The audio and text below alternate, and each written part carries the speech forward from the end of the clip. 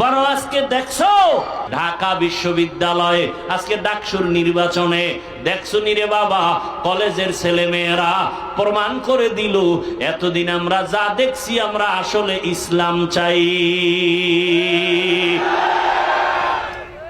কি চাই?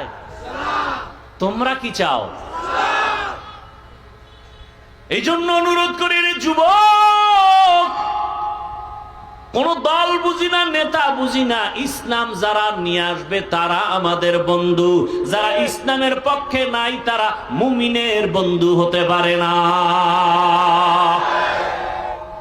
ভোটের আগে টাকা খাবা না, পায়খানা খাইও,